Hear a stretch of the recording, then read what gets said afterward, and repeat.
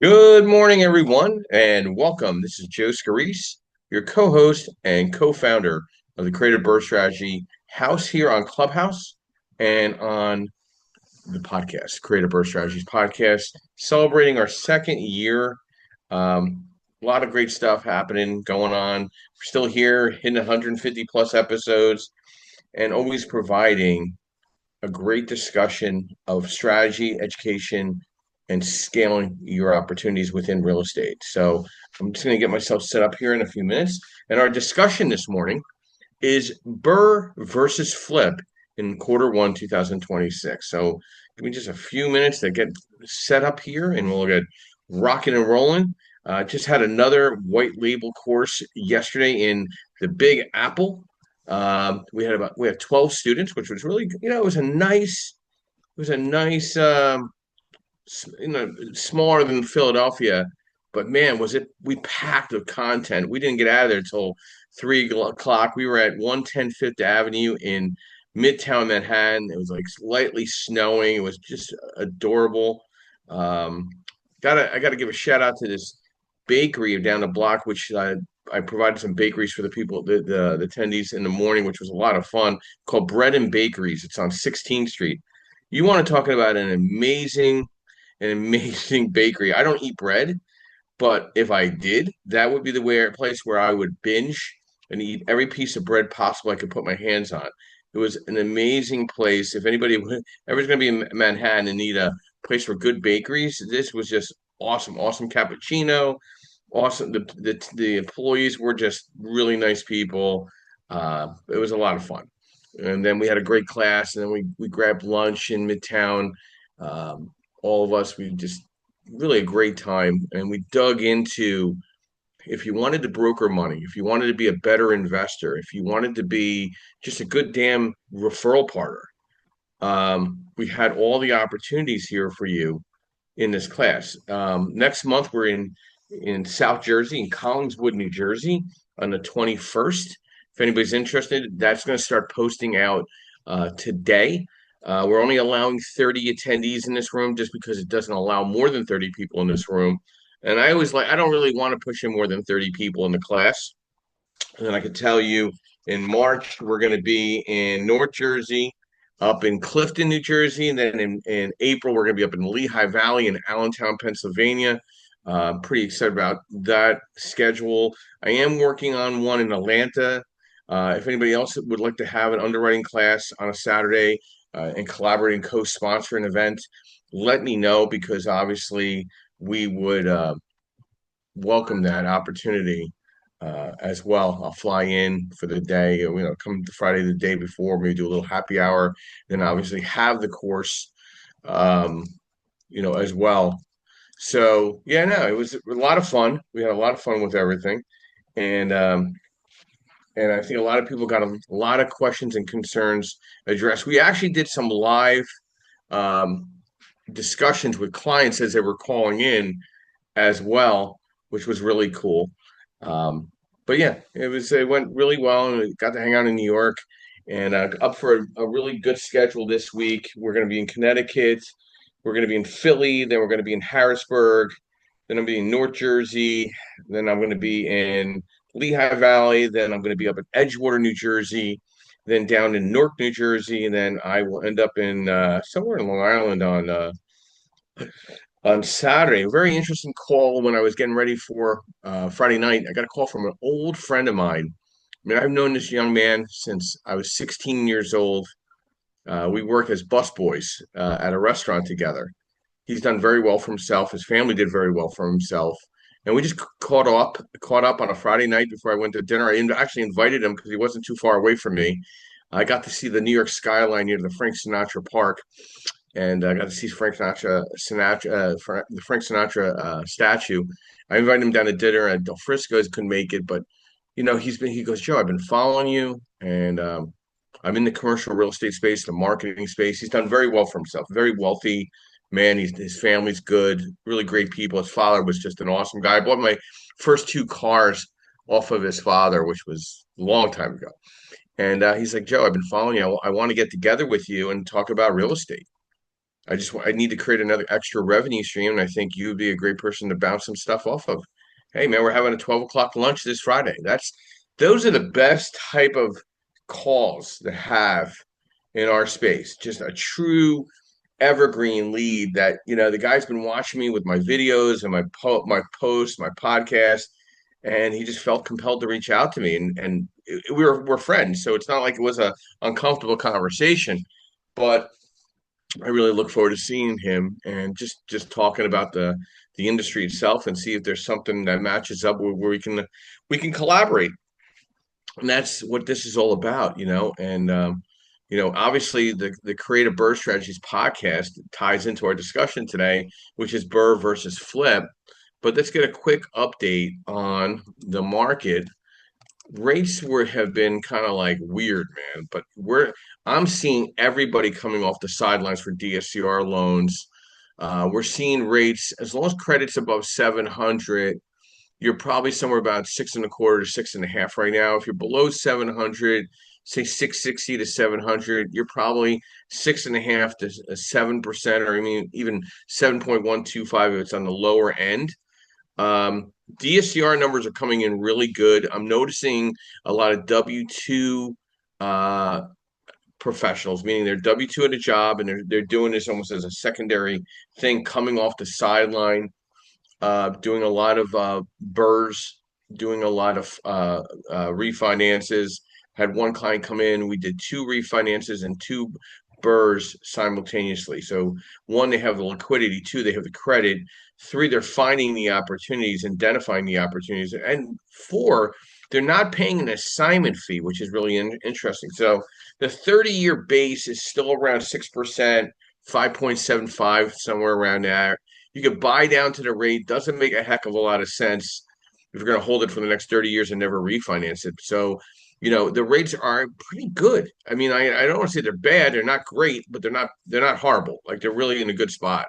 Um, Builder sentiment on the build to rent or new construction space or build to flip has some, it's losing a little ground going into the new year. So we need to keep an eye on that and see how that impacts, inventory, because if there's not enough homeowner ownership inventory to buy new construction, it could impact some of the lagging days on the market in real estate holdings across the country. Not every market's impacted, but I'm going to tell you a lot of the market is impacted by days on the market and just stagnant pricing. People are not budging, and people are not going to go after and buy dumb. They're just not going to do it. So just trying to see here if anything kind of any other initial things. Oh, the jobless claims are down um, quite a bit in the last report, which is a good sign. Inflation's down or leveling. Gas prices are obviously coming down. So very interesting, depending on which news channel you watch. I focus on only a couple, so I make sure I get the real information. But it looks like the numbers are there. It's probably upsetting some and making some others very happy. So we'll see how that all levels off into quarter one. Rents decline. Interesting article. Favor higher earners as low income renters face greater pressure. So there's greater pressure in the affordable housing space because a lot of people are renovating their properties to attract more of the higher earners because of the less of the deferred maintenance, lessening of the stress of things to be obligated to the government. So I don't see that out of the ordinary in even some of the small city markets like Philly, St. Louis, Boston, New York, um, in the boroughs of New York. In the Midwest, you got Indianapolis, St. Louis, Oklahoma. There's in city, they're trying to do more Class B rentals. I know a lot of landlords trying to get away from Section 8 housing. They don't want to get tied into all excuse my French, the bullshit of it all. They just rather just rent to the market rent and just call it a day. I was at a meeting last Tuesday, and the two speakers were very big into Section 8. They are not accepting Section 8 anymore. And they have each maybe about 50 to 60 properties apiece. So it's interesting to watch. They're getting away from the affordable housing because it's just too much red tape. I'm a fan of affordable housing, but not every landlord has that wherewithal. So let's talk about some top cities that tie into not just flippers but first-time home buyers, as well as I would say a good BRRRR strategy. I think all these markets match up for the most part. Um, Hang on one second here. Number one is Peoria, Illinois. Number two is Fort Wayne, Indiana. Number three is Pittsburgh. It's always in the top 10. Number four is South Bend, Indiana. Number five, Davenport, Iowa. Number six, Rockford, Illinois. Number seven, Wichita, Kansas. Number eight, Toledo, Ohio. Number nine, Lansing, Michigan. And number 10, Wichita Falls, Texas. These are all based on medium home price, medium monthly housing costs, and housing costs as a percentage of income. So that's an interesting list of properties. You probably never probably thought of some of these markets, but a lot of out-of-state landlords are trying to identify better markets to get into. Um, One last article, and then we'll get into the subject matter at hand. U.S. housing demand softens amid rising inventories. I mean, the inventory active listings have increased 12.1% going into the first month. That's pretty impressive. That's pretty crazy if you think about it. Um, it'll be interesting to watch post Super Bowl, which is technically our spring market, how the market reacts.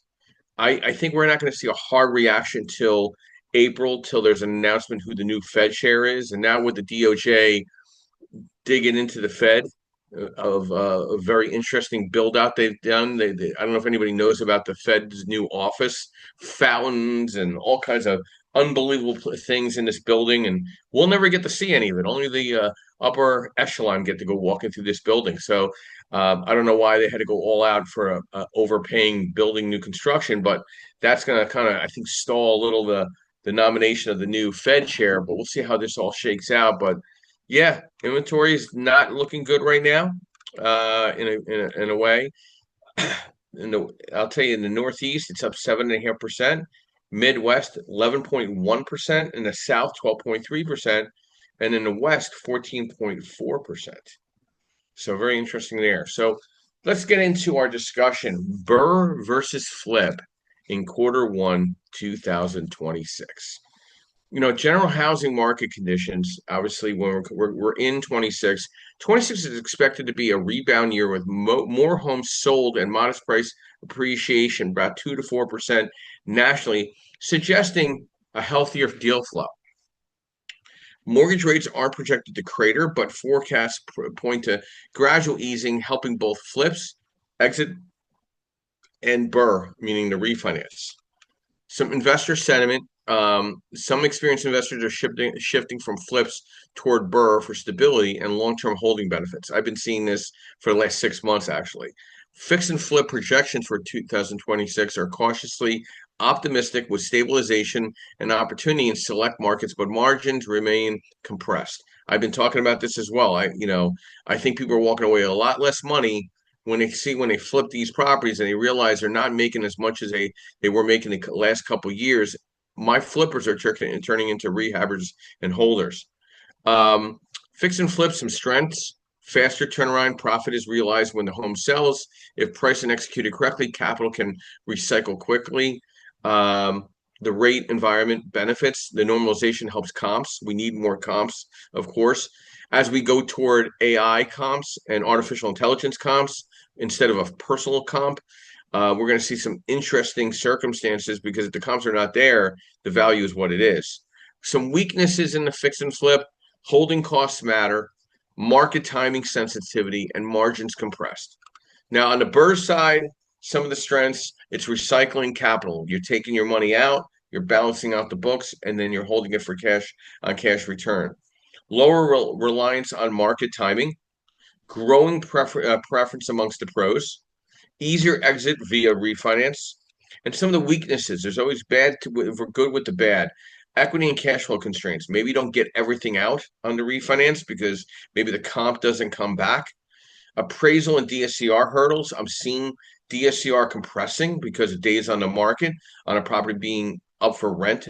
Get ready, because if it's up for rent for 3 months and it's not rented, you're not debt servicing. So like you're losing money technically if you do the refinance based on market rent, and it's not released at the time. Longer time horizon. BRRRR isn't designed for quick profit. It's a portfolio building strategy that pays off over years. Best for investors seeking scalable long-term wealth, stable rental income, and capital recycling rather than one-time flip gains. So that's real quick, and then we'll get to our moderators, of course. Fix and flip, short months. BRRRR, longer, 9 plus 18 months per cycle. The risk exposure on a fix and flip is a little higher, timing and resale. If you miss your market and your timing of the market, you could be off. The BRRRR strategy is very moderate risk exposure. The cash flow, one-time profit on the flip. On the BRRRR, it's more of a recurring rental income. The capital recycling between fix and flip and BRRRR, limited on the fix and flip, strong via refinance on the BRRRR. Market sensitivity is high on the fix and flip. On the BRRRR, it's a lower market sensitivity. Fix and flip versus BRRRR on the best market fit, rising demand on the and low carrying costs on the fix to flip. On the BRRRR, stable rental markets and predictable rents. Bottom line, fix and flip remains viable if you can. Buy deeply discounted deals, control rehab and holding costs, navigate local demand dynamics. However, flips are still sensitive to timing and margin compression in 26. BRRRR is comparatively more resilient and modestly appreciating market with better deal flow, allowing investors to build long-term portfolios and recycle capital, even if short-term profit spreads tighten. So that's my overview to BRRRR versus flip in 26. I will post an article again on this. I know it is in my newsletter on LinkedIn and posted out everywhere else. But we'll get to our moderators now. Good morning, Brian. Thank you for your patience. Brief overview, who you are, what you do, and thoughts to BRRRR versus flip in Q1 2026. Thanks, Joe. Yeah, my name's Brian Guth. I am do fix and flips, fix and holds, Airbnbs. I'm in the upstate New York region out in Rochester. And this topic I could talk for days on. It's really, I don't know. I think the element there you add as far as, okay, focusing on the Q1 2026, obviously you got to pay attention to your market. How soft is the market right now? Is it extra soft because of the winter months? Is it soft because it's been on a softening trend? Those types of things. But it's really, the pieces I look at before I even go into it. Obviously, as I'm looking at a deal, some of the key elements I'm looking at property taxes because if the property taxes are very high and I hold that as a BRRRR, obviously that chews into my monthly income. So I'm very aware of what the property taxes are, and if it's in a high property tax area, I automatically gravitate towards a flip as opposed to a BRRRR. And you mentioned with just being aware of the comps, and the comps matter. For my opinion, the comps matter whether you're doing it as a BRRRR or a flip, because when I say that is the comp matters when you're trying to sell as a flip, because obviously that's your comp, but the appraisers, if you're doing a BRRRR, the appraisers are looking at comps for the appraisal piece also. So I definitely pay very close attention to that. Also paying attention to rent comps. Are rents going up, going down, holding stable? In my market, it's fairly common and relatively easy, I would say, for me to get to a rental ratio where I can be at the rents the 1.5% rule pretty easily. Sometimes the 2% rule. So for me, BRRRRs are very much on the table, but it still comes down to the old adage: you make money when you buy. And that matters whether it's, for a sell, because obviously, to get the money back. But like you said, in a BRRRR, you may have to leave money in the deal. So it turns into, how much money am I comfortable leaving in the deal? Obviously, again, dictated by what I bought it for, rehab, et cetera. I will say there's a property right now. Well, I'll back up a step. So usually I always have my game plan going into a property if I'm planning to BRRRR or flip. The BRRRR would always be the fallback plan. If I'm planning to flip something, it doesn't go as expected. I'm working on a property right now where I was admittedly kind of on the fence. So I approached the rehab as kind of a nicer rental rehab, when in the back of my mind, I'm going to do it as a BRRRR. But once the rehab's done, I'll throw it in the market and see what happens. If it fetches a nice number on the market, I have no problem selling it. If not, I have no problem keeping it as a rental. I know I didn't over rehab it for a rental perspective. Um, so those kind of things I pay attention to. And obviously, just knowing your market. In the market I'm in, there's a lot of zip codes in a relatively small area. So it's knowing kind of what zip codes are hot, what zip codes aren't, and even in my area, knowing the geography as far as okay, maybe the northern part of this zip code is doing X, Y, Z, while the southern part is declining. So just kind of being aware of all those elements. With that, I'll pass it back. Yeah, Brian, I don't disagree with you. I think the market price growth is softening and not collapsing. And I feel there's fewer available comps and lower transaction volume that kind of tie into the regional variation, like depending on where you're at, right? So in your area, obviously, there's only so many comps to grab onto, right? And I think the key is, and the art of the game is obviously to identify the right appraiser that understands the market immediately in that area. Am I correct? In what you're saying? Yeah. Absolutely, yes. And we battle with that every day, you and I, right? So we try to make sure we get that right person in front of somebody like yourself because the comp really matters and you get one shot at the belt in those circumstances, right? So um, it's very challenging, but thankfully I've been able to get the right appraisers to show up to the right houses. Does that make sense, Brian?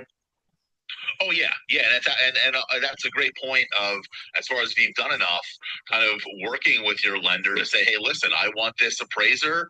They weren't. I don't think they were fair, so let's get them off of the rotation.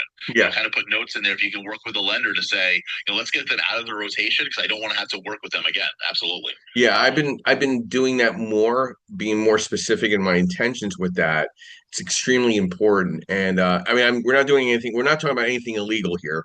We're just saying, hey, listen, you don't need somebody coming in to do an appraisal 100 miles away. You need somebody that's from the market, understands what the borrower is trying to accomplish here, right? You're not trying to, go to jail for a $150,000 house, $200,000 house. You're trying to make sure one, you're doing a fair personal appraisal on the property, and two, you're just trying to get your money out. That's all you're trying to accomplish, right? You're not trying to leave the money in, if that makes any sense. So, Brian, thank you very much for your thoughts on that, because obviously you and I are live and kicking in this discussion almost on a day-to-day basis. And I have this discussion with many clients like Brian right now. And I think people appreciate that because I feel like they know that there's just more of a personal touch to the process of the refinance or the purchase. I'll give you a great example, and then we'll move on to Dave, of course. I had an appraisal come back $200,000 short. It was a purchase for 815. The property came back at like 650, some crazy number difference. I'm like, listen, there's no comps. Even the best of appraisers can't find a comp here. It doesn't work. You're overpaying for the property. But can't we look at the income approach? I said it's a 4 unit. You can to a point. You'd still need a market comp. Irony enough, the client that was selling the property calls me, and I'm now refinancing that property, another one, and doing two BRRRRs for her.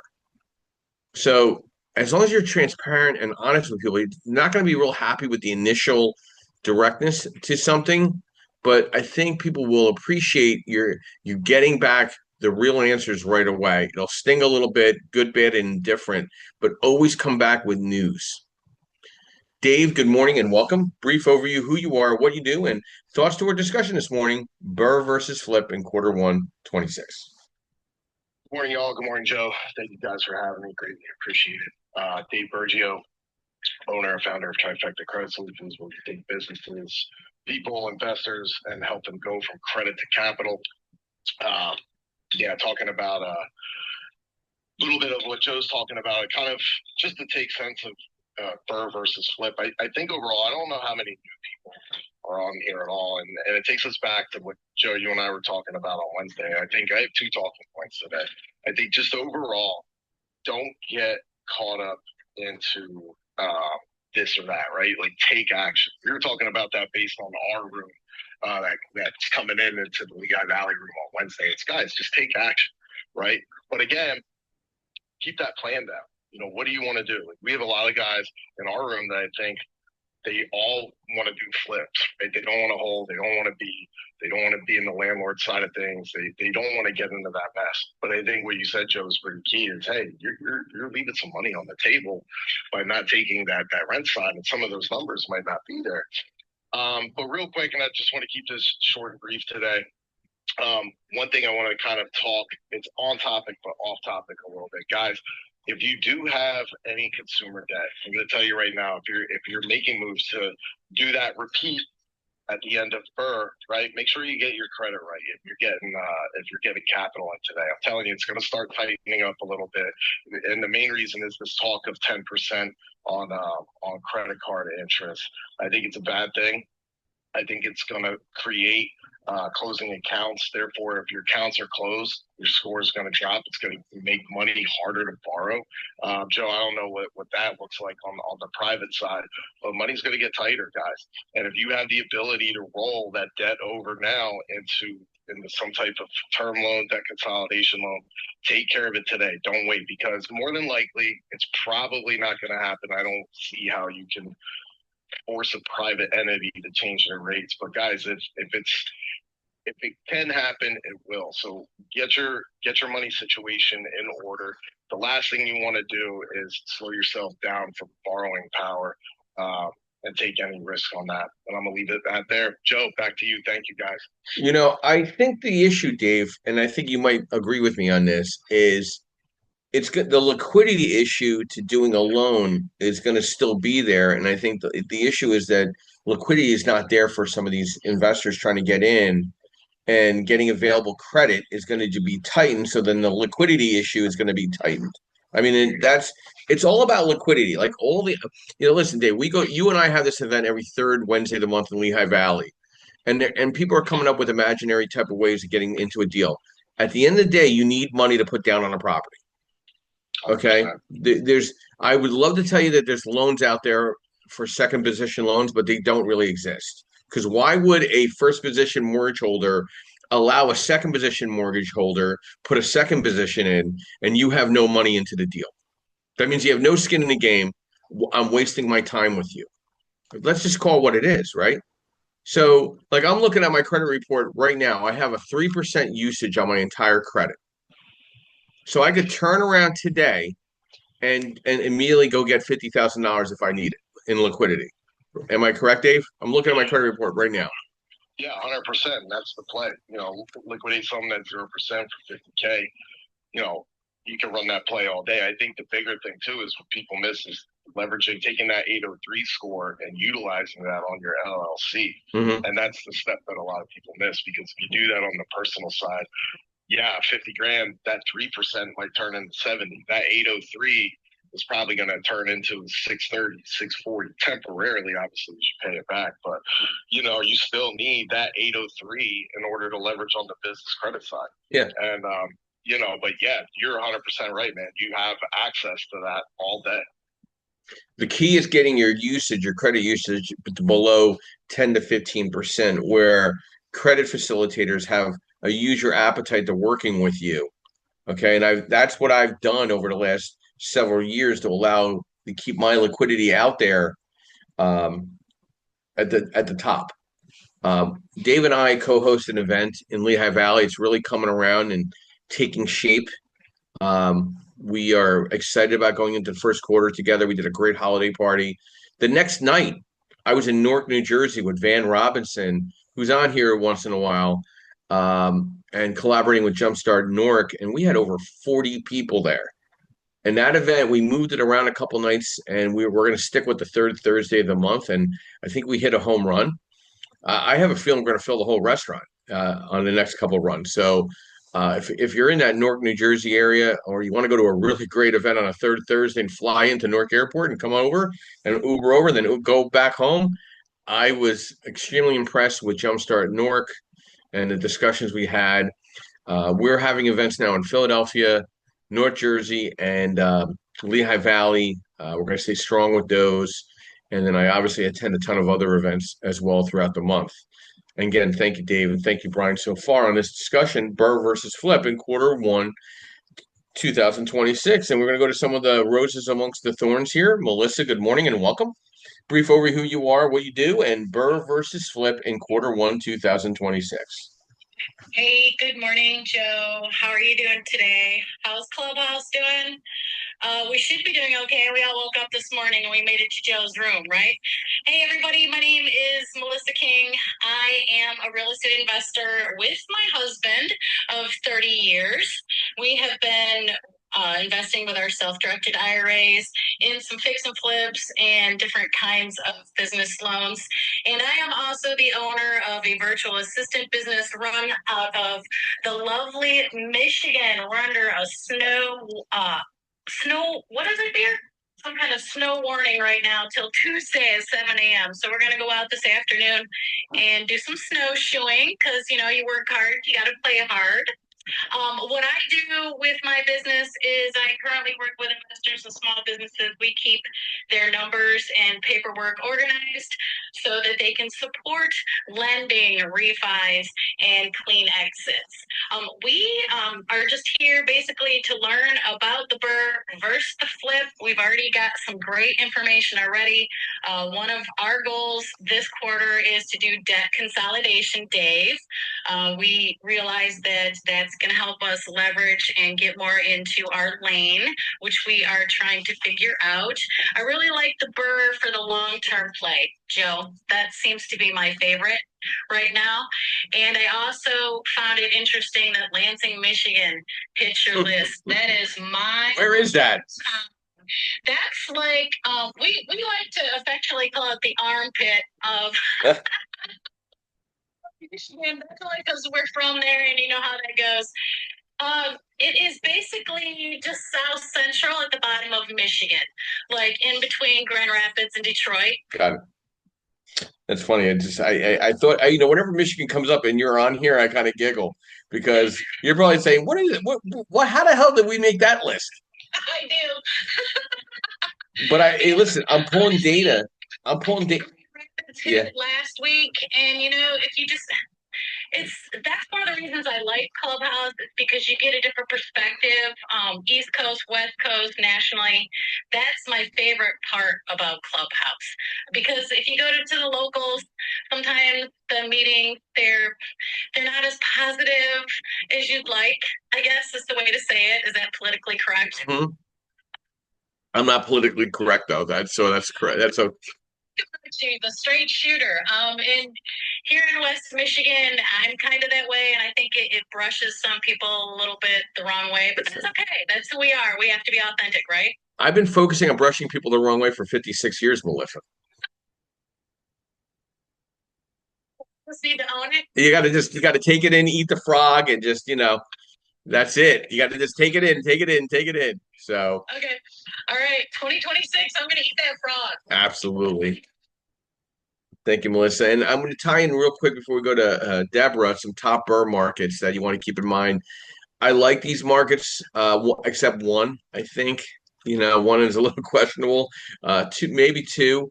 Cleveland, Ohio, again, very good market for cash flow, but you need a team there. Very problematic with property management team and your team of experts. You got to keep an eye on that market there. Indianapolis, Indiana, I like it. It's a boring city, but I like it. It's a good city for landlording. Memphis, Tennessee came up, but man, that is a tough place to look at right now. So you got to have a strong skin on that one and handle that one. Birmingham, Alabama looks good. Kansas, Missouri looks good. Pittsburgh, PA looks good. Columbus, Ohio looks good. Detroit's there. I mean, you need a good, strong team. Phoenix, Arizona's there. Tampa, Florida's there. Atlanta, Georgia. Dallas, Texas. Charlotte, North Carolina. But you know what's really surprising? None of the markets that are coming up on my top 15 on BRRRR is in South Carolina. I like South Carolina a lot. And maybe they purposely want nobody to talk about it, but there's certain markets there that you really need to dig into. And everything other than Memphis and Nashville, because I feel like Nashville's saturated, and I think Memphis is kind of tough right now. But I think there's some other markets there: Knoxville, Chattanooga, Clarksville. really good smaller markets, but I think there's some meat on the bone there if you get in that Tennessee market there. Some thoughts. And listen, the markets where like, and we're going to go to Deborah. I like Vegas, but I think it's a rental market, and you got to be very cautious where you're buying. So, Deborah, good morning. Welcome. Brief overview who you are, what you do. Thoughts to Burr versus flipping quarter 126, especially Viva Las Vegas. Good morning, Joe. Great to be on in your show. So yes, I'm a realtor in Las Vegas. Been a realtor here for 20 years. I agree with you, Joe. There's certain spots in Vegas where you don't want to rent because of the property values, of course, and because of the crime and because of the location. I do think that you can do both here, burr and flip.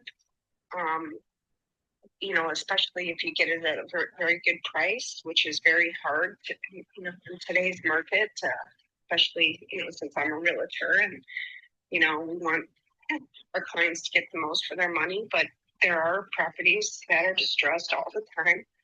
So it's not impossible. And sorry, Joe, I'm getting over having that flu, cold, whatever it is. So I'm sorry for my voice.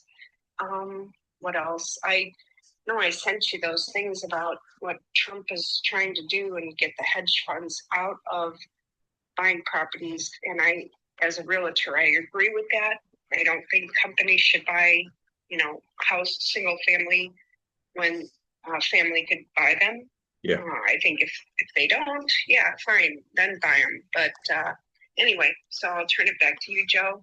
Well, my personal thought on that article, I think people are still reading it all incorrectly. The hedge funds are not buying the real estate. They're providing the financing for the real estate, meaning like I work for a hedge fund that is putting money on the street for the investor, the small investor actually, that 1 through 4 or 5+ units, let's say like a 20-unit multifamily to buy, to leverage.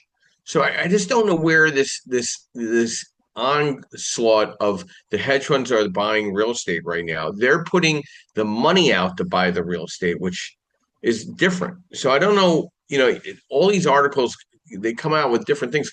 I know what's happening here. I know that hedge funds are putting money through capital groups such as myself. The company that I work for is owned by a hedge fund. And they're putting money out, and they want to put a lot of money out. There's no mention they want to own the properties. None. They just want to finance them. That's it, and make their margin on financing. So it's interesting who what you read and what you see almost on a daily basis that are like in two different directions, Deborah. You know what I mean? And we know this, right? I'm telling you for a fact, I go to meetings where the hedge funds are talking about they want to put more money out for other people to buy. They don't mention, hey, we're putting money out to buy the properties up against you. And when I read that article, I looked at it, I'm like, that somebody's not understanding the non-QM space because that's where all the hedge fund money is at. So it'll be interesting to watch as this progresses in the space. But I don't see hedge funds slowing down, putting more money on the street on behalf of companies such as the one I represent to buy more properties through the small investors. If the small investors stay liquid, keep their credit good, and the inventory stays kind of in a consistent manner where they're at, I think we're going to be in a very good space, whether for BRRRR or flip. I mean, it's all the time. Flipping is timing. BRRRR is about the cash on cash return, the cash flow, and the comp. Okay. And managing it out on the back end. You need great property management on the back end to be a successful scaling real estate investor in the BRRRR space. That is a fact. Stephen, good morning and welcome. Brief overview who you are, what you do, and thoughts to our discussion this morning. BRRRR versus flip in quarter 1, 2026. Stephen? Hey, Joe. There you go. All right. Yeah, so it's definitely going to be an interesting year, especially in the flip space. I mean, there are certainly markets where it still works. We still do okay up here. I'm the REI homepage. I do a little bit of teaching. I'm doing a lot of buy and holding because that's always been the model that works best for me. Flips have always been kind of For me personally, it's just not something I like to do. It's not something I really accrued up to do. But so I think a lot of it obviously comes down to, do you have the interest and the team and whatever to do a flip? Or as my friend Mike Mazzadona is doing some actual ground up, putting modulars and whatever. So, if that's your lane, great. But I'm finding around here that things are a lot, even in a market that's still very, very affordable for most people. Sub 200, certainly sub 300 for a finished dipped in gold home. But I'm seeing, my realtor friends who sell a lot of that are telling me that it's quieter. It's getting quieter. Things are getting on the market longer. I'm even seeing it with some of the wholesalers that I work with. We've been lucky. Our wholesale side is still moving pretty good, but I'm seeing a lot of repricing on the wholesale side as well. So I think that the flips are about timing and are about careful, and in my opinion right now, underbuying. Buy it below where you think you needed it a year ago. For me, I've always been more of a buy and holder, but I'm definitely back there looking for self-storage, looking for more buy and hold stuff.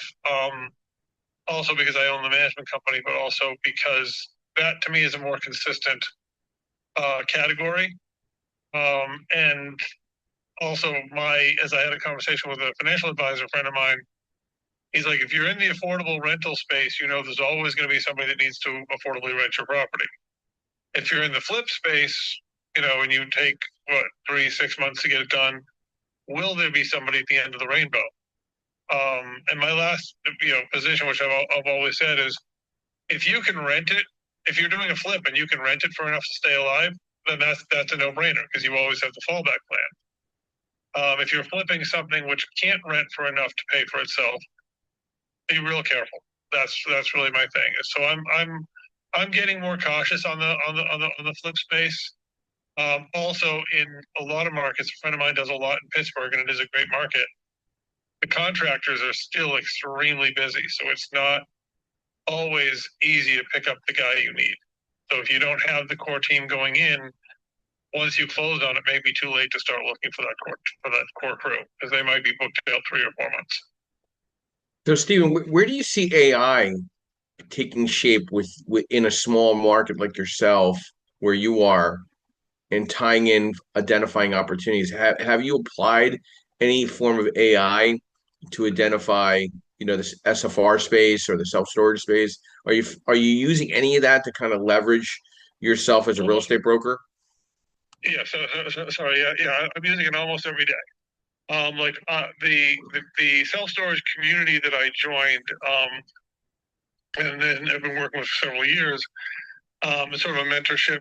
We've been in it longer than that. We're now on the other side of it. But basically, they've got a great AI built out, actually 4 different AIs. One's identifying markets, one's doing basic analysis, one's an LOI writer. And we still run it. I mean, as they say, don't let the AI do all your work for you. Do the long division too. But the AI has saved us there, and I'm actually cloning their AI in the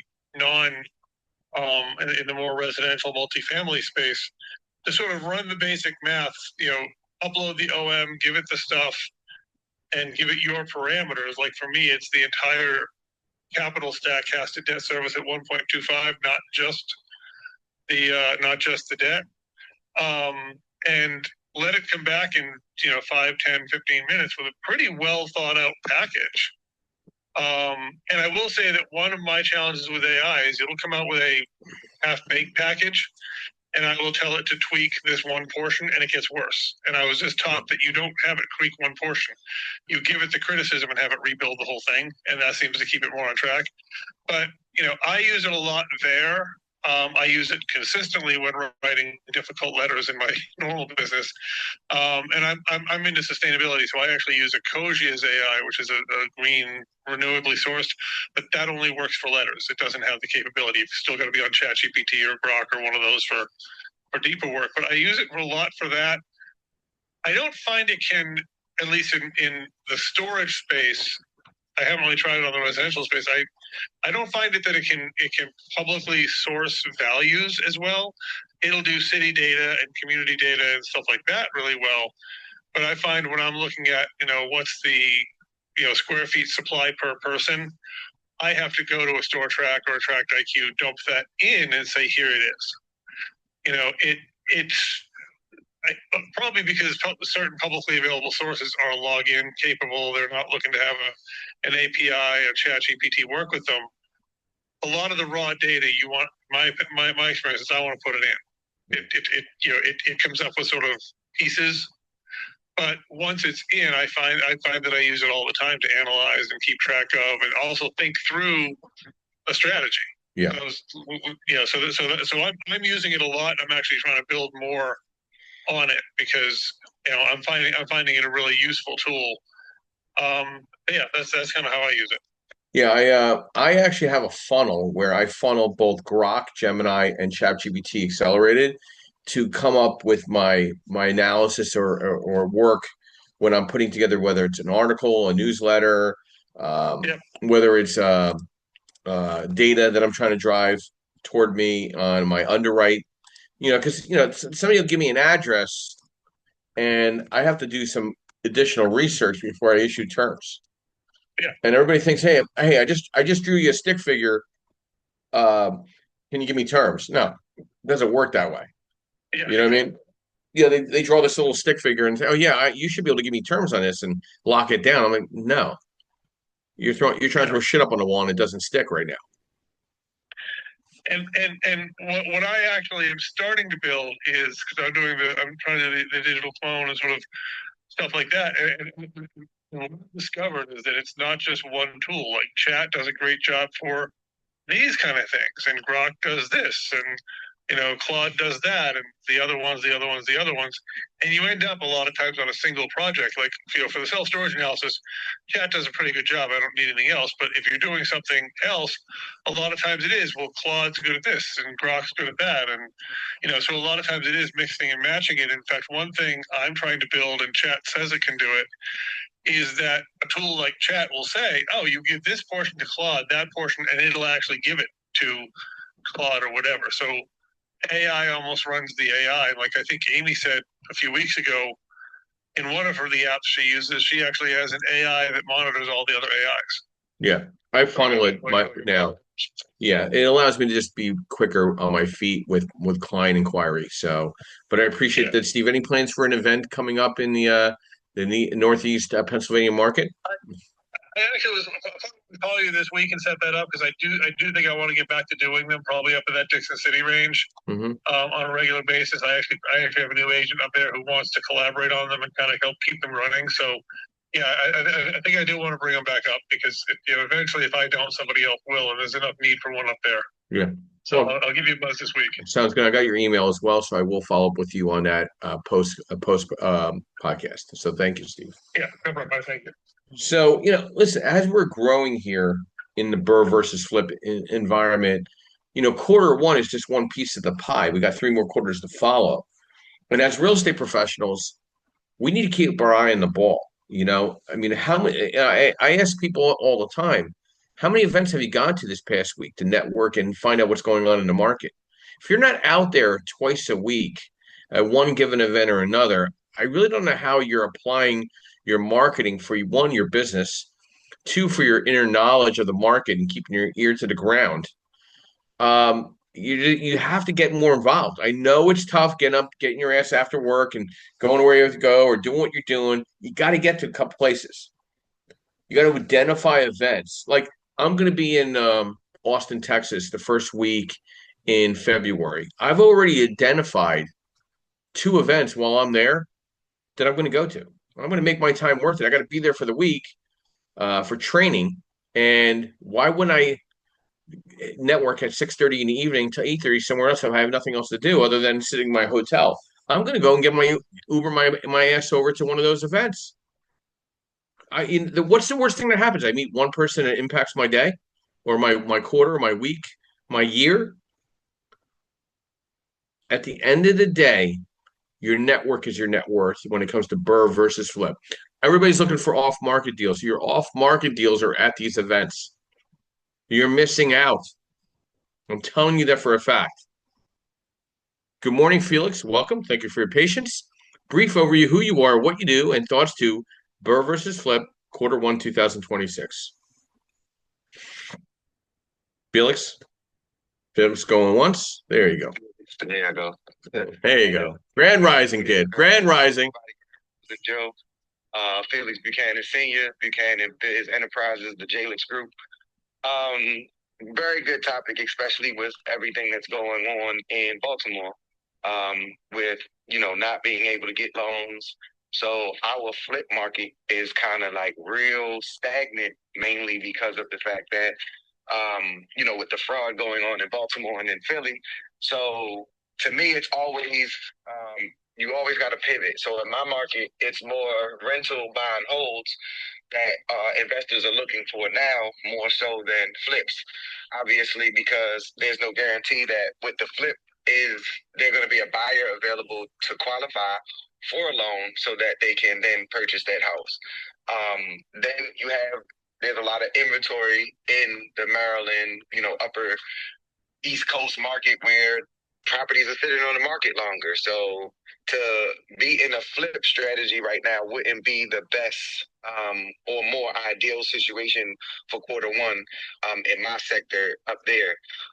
It's a little different in as you said, the North Carolina, South Carolina, the Texas area. But right now up north, it's more the BRRRR strategy. I am finding that in Texas, there are a lot of more owners that are buying properties and renting them out, whether it's short-term rentals or long-term rentals, traveling nurses, um, Airbnbs. I'm working with more investors in the Houston area that are wanting to get their Airbnbs going and, be able to receive that residual income over a course of years. In Maryland, even before this situation happened, with the fraud situation, there are a lot more investors buying multi-unit properties because, again, it's maximizing how much money you can get in the residual income on a monthly basis.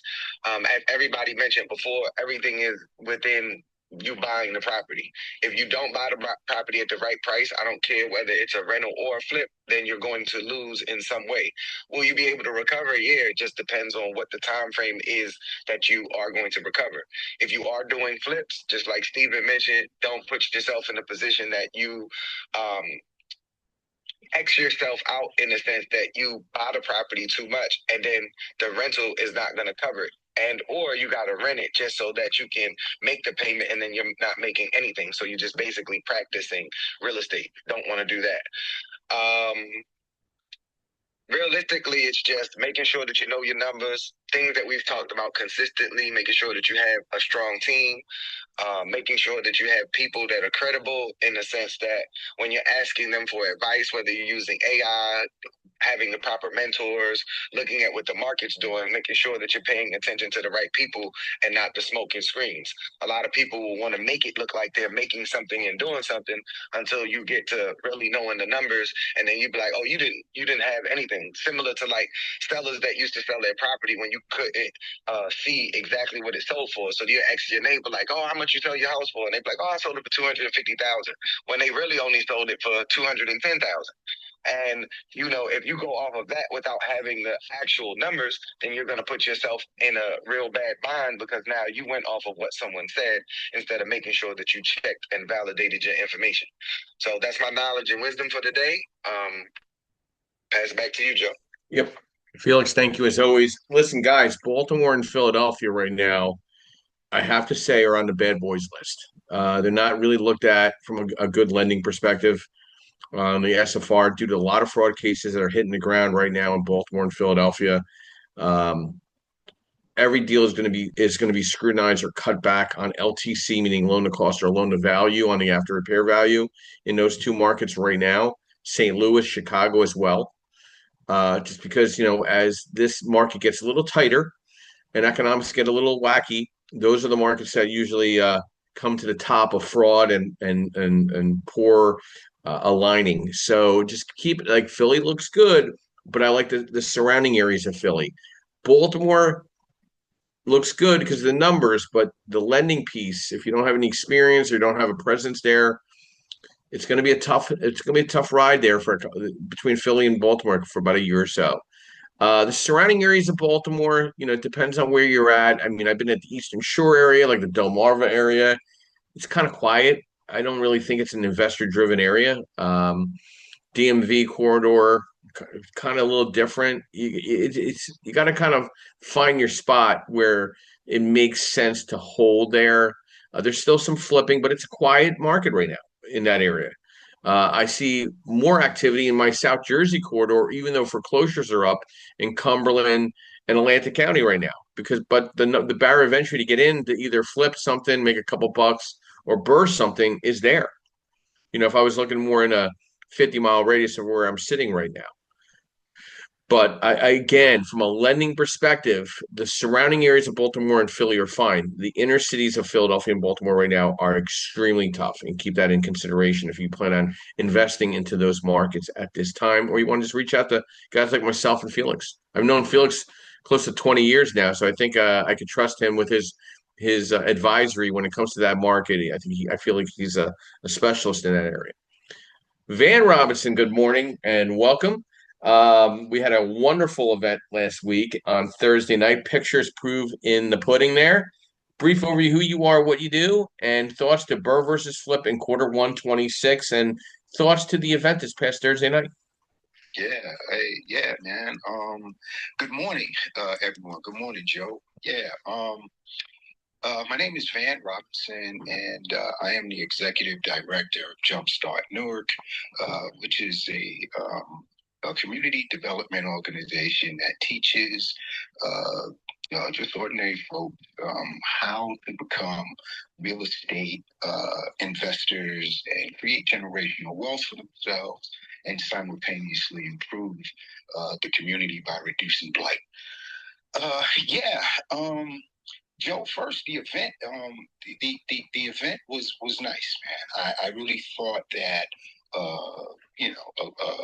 lot of people came out, and it was informative, and and I look forward to the next event. Thank you very much for coming out and sponsoring the event. It was wonderful. This article, I chimed in late, so I don't kind of know where you guys are totally at with this article. I heard that. I didn't read the article. But in terms of BRRRR versus Flip, I locally, I think real estate is local. My perception is, and my opinion is that I don't think that it's a BRRRR versus Flip environment here, right? I think that I look at it as just like the stock market, right? That you're either buying you're buying in the S&P or the Nasdaq, right? I mean, it's something personal.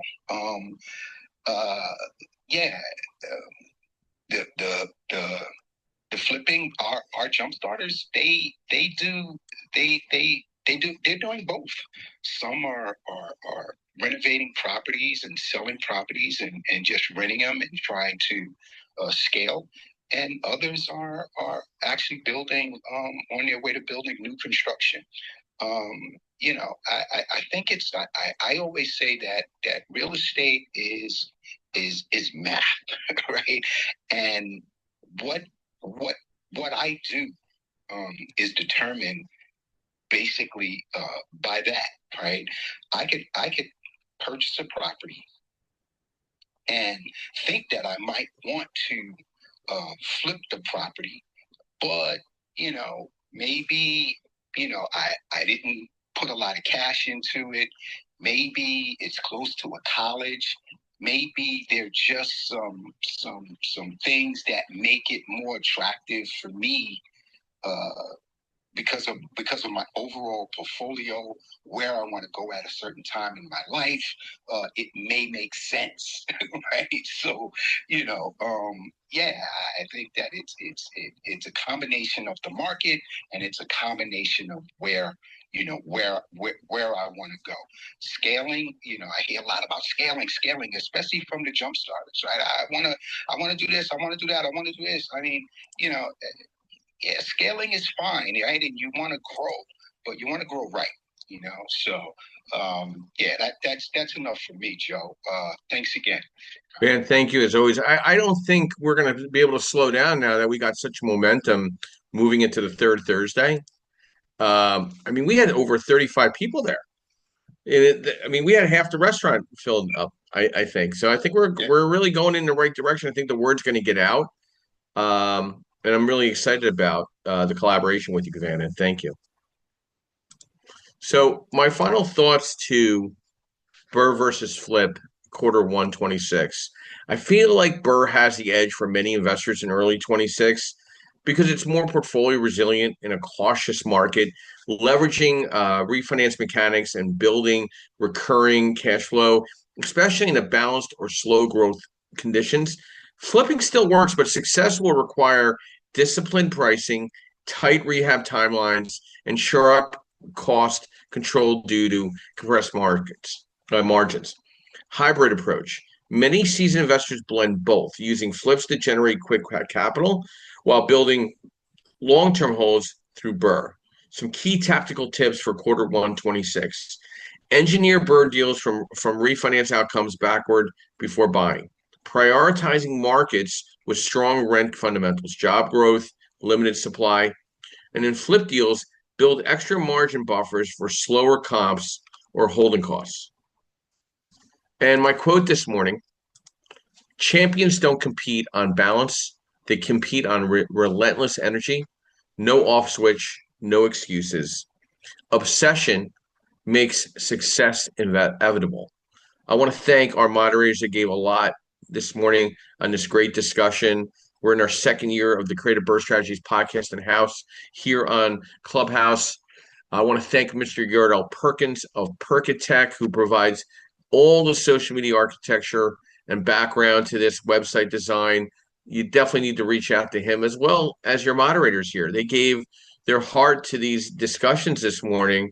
I think it's definitely worth having a one-on-one with every one of these individuals because I think they all bring something to the pie of a team of experts, I would say, in what you're trying to accomplish in real estate. Anyone that's listening below or anybody that's following up and listening this on a replay.